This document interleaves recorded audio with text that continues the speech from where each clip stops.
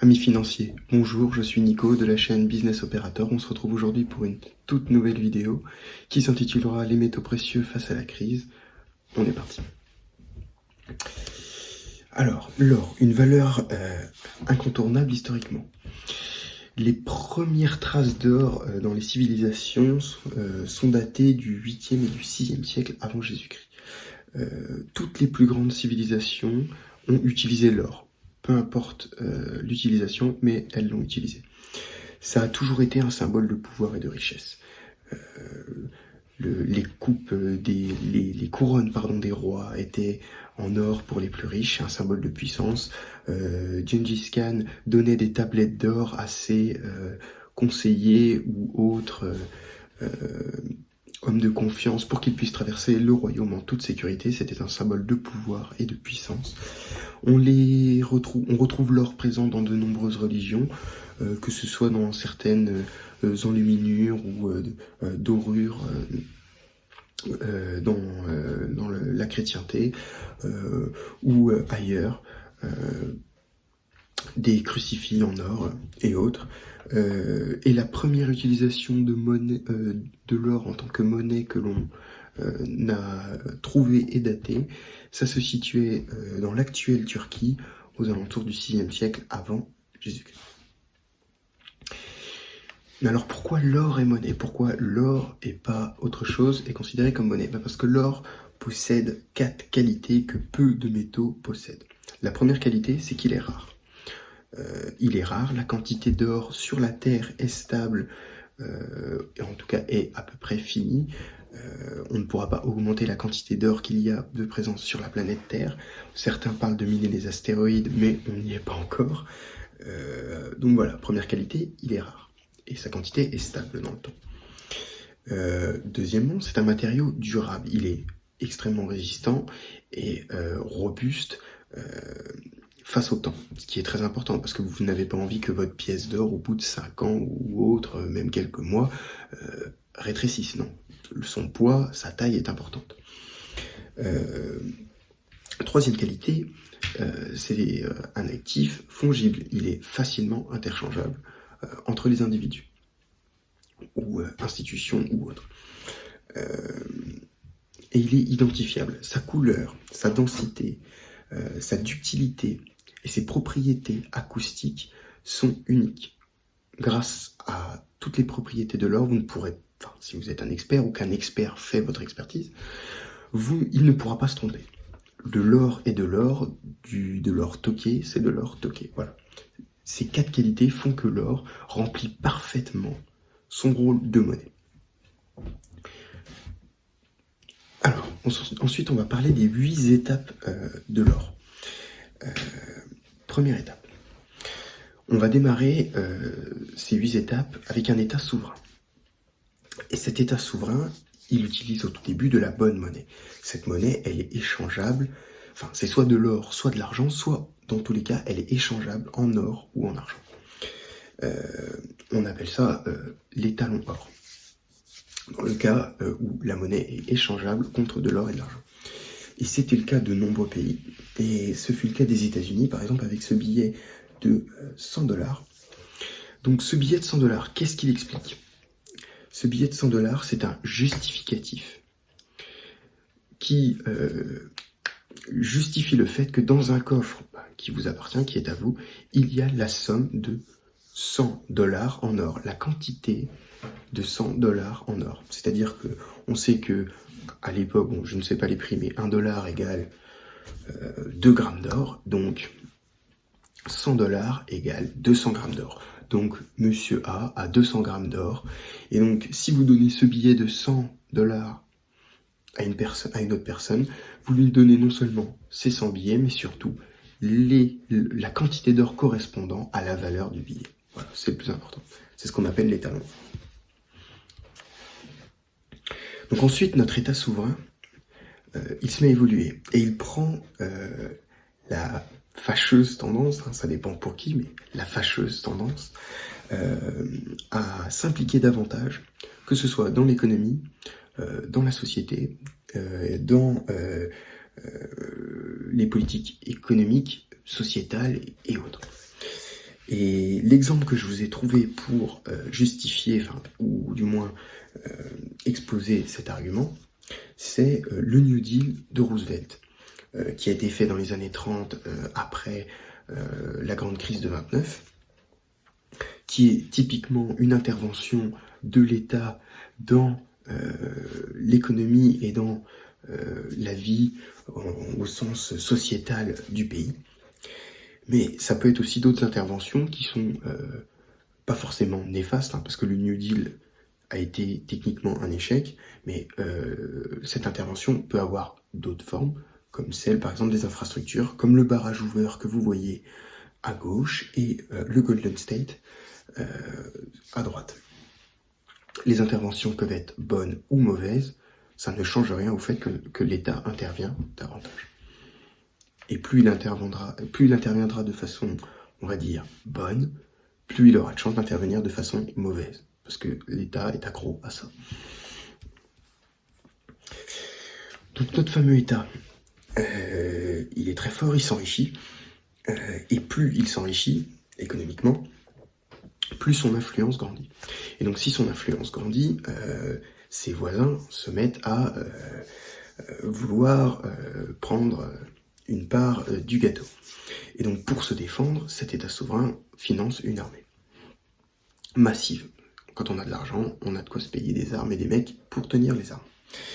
Et donc pour vous donner, vous justifier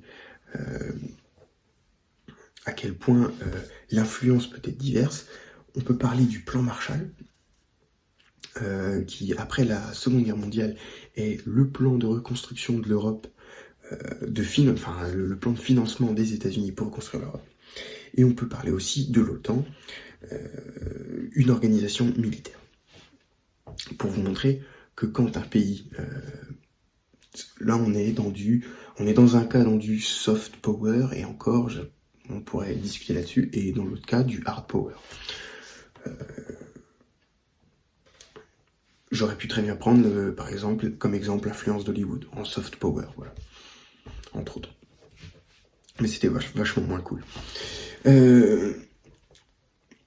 Une fois que l'État a fait son armée, qu'il a appuyé son influence, qu'il a de l'influence, il faut qu'il défende cette influence. Il faut qu'il défende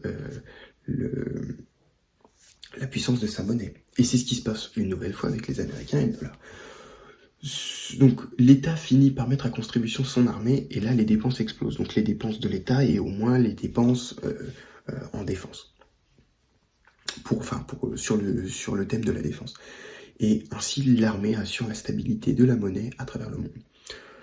On peut voir que 1, 2, 3, 4, 5, 6, il y a à peu près 6 flottes américaines qui tournent en permanence dans le monde. Mais qu'est-ce que font ces flottes ? Vous pensez vraiment qu'elles chassent les terroristes ? Non, elles ne chassent pas les terroristes, non. Elles sont simplement en train de défendre la valeur du dollar. On peut très bien s'imaginer que si demain le Brésil se mettait à attaquer le dollar, eh bien, la 4e flotte des États-Unis, de la marine américaine, viendrait toquer à la porte du Brésil en leur demandant de bien vouloir faire machine arrière.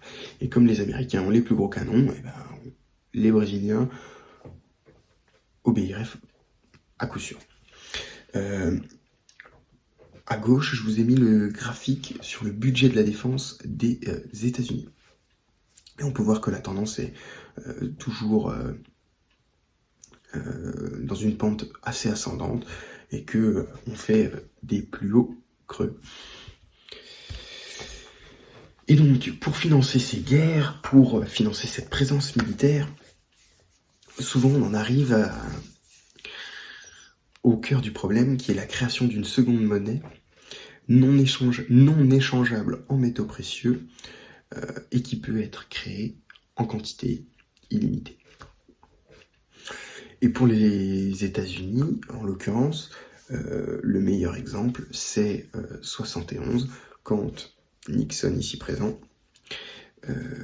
va suspendre la convertibilité du dollar en or. Et à ce moment-là, qu'est-ce qui se passe ?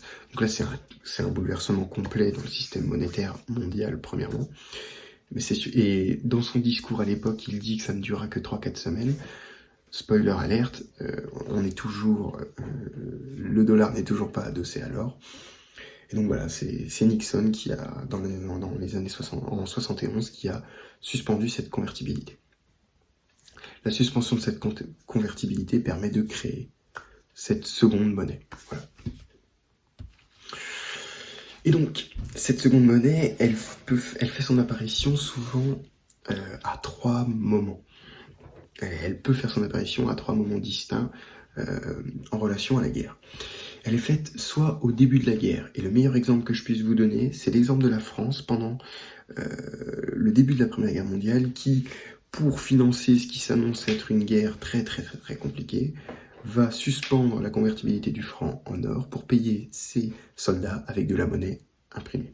Et d'ailleurs, une quantité énorme de monnaie a été imprimée. Est-ce que je suis en train de vous dire que nos soldats se sont battus dans la boue et dans le sang avec les rats, gratuitement? À vous de me le dire.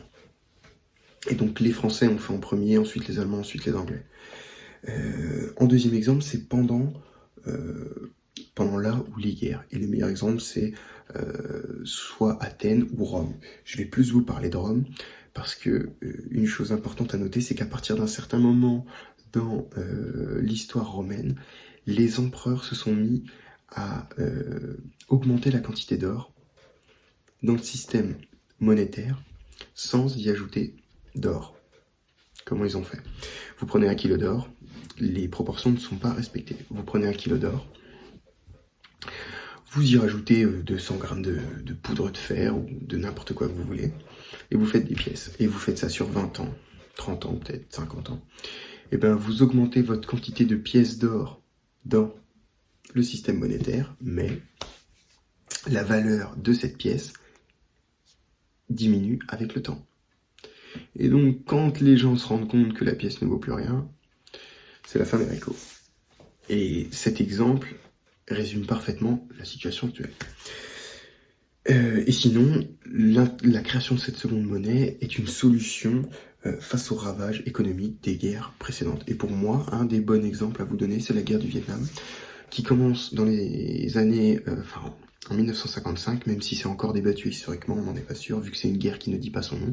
Je parle bien de la deuxième guerre d'Indochine, et pas la première avec les Français, mais la seconde avec les Américains. D'ailleurs, les Français sont partis d'Indochine en marchant, les Américains en courant, petite phrase à méditer. Et donc, la guerre du Vietnam se termine en 75, et comme on l'a vu tout à l'heure, Nixon, c'est 71. Donc voilà, pendant fin de la guerre, vous avez votre réponse. Et donc la suite, en numéro 7, donc l'impression de monnaie continue, bah oui, parce que maintenant on peut faire ce qu'on veut de la quantité de monnaie dans le système. L'inflation des prix à la consommation continue ou explose. C'est là que la population commence à se rendre compte qu'il y a un problème. Et à la toute fin, ou en tout cas graduellement, une perte de confiance dans la monnaie. Je vous ai mis le balance sheet de la Fed pour voir la quantité d'argent présente dans le balance sheet de la Banque centrale, et je vous ai mis l'agrégat M1, l'agrégat monétaire M1, donc le plus liquide, avec à l'intérieur les comptes courants, le cash et les livrets. Et vous pouvez voir que les deux graphiques ont une allure d'exponentielle. Pour finir, en 8e étape, on se retrouve avec un mouvement massif de la monnaie vers les métaux précieux. En effet, la monnaie ne vaut plus rien. Les métaux précieux, eux, valent quelque chose. Intrinsèquement, ils ont une valeur. C'est pour ça qu'on adossait les monnaies à l'or et l'argent. D'ailleurs, l'afflux de monnaie vient quand le prix des métaux précieux commence à augmenter dangereusement. La monnaie, elle, s'effondre. La fausse monnaie s'effondre. Et une richesse massive est transférée à ceux qui possèdent et qui ont eu l'intelligence d'accumuler de l'or et de l'argent. C'est simple, imaginez que tout le monde crève de faim autour de vous et que vous êtes le seul à avoir des patates. Tout le monde va pleurer pour vos patates. C'est la même chose dans ce cas-là.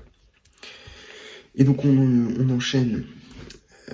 Maintenant vous allez me dire, Nico, t'es gentil, mais acheter de l'or, de l'argent, comment, où, pourquoi? Bon, ce qu'il va falloir faire attention, c'est quel pourcentage de votre patrimoine vous voulez convertir en métaux précieux. Suivant vos attentes, le pourcentage est différent. Sous quelle forme? Vous allez prendre des ETF, de l'or papier, des actions minières ou autres, des trackers, des pièces, des lingots. Comment vous allez le conserver? Est-ce que vous savez qu'il y a des secrets de conservation pour que vos pièces gardent de la valeur? Où allez-vous l'acheter? À quel broker? À qui faites-vous confiance? Parce qu'à ce moment-là, on parle vraiment de véritable monnaie. Quand vous faites piquer un billet de 100, vous faites piquer 100 €. La valeur du papier, vous en foutez. Quand vous faites piquer 100 € d'or, vous faites piquer les 100 € plus la valeur intrinsèque de l'or. Ça change tout. Donc à qui faire confiance pour tout ça? Comment éviter les conseillers malhonnêtes? Et il y en a énormément sur ce marché. Quel type de pièces ou de lingots privilégier? Comment éviter la taxation et l'imposition inutile? Et bien plus encore. Et c'est pour ça que je vous propose, de la part d'investisseurs malins, la formation Les métaux précieux face à la crise. Dans cette formation, vous obtiendrez toutes les réponses à vos questions quand il s'agit de l'investissement dans les métaux précieux et de la protection de votre épargne. Vous obtenez une offre avec 4 produits. Le premier, le guide des métaux précieux face à la crise, où vous y découvrirez un tas de petits secrets sur les métaux précieux que vous ne soupçonnez pas et qui vont vous permettre d'économiser de l'argent et surtout d'en gagner davantage.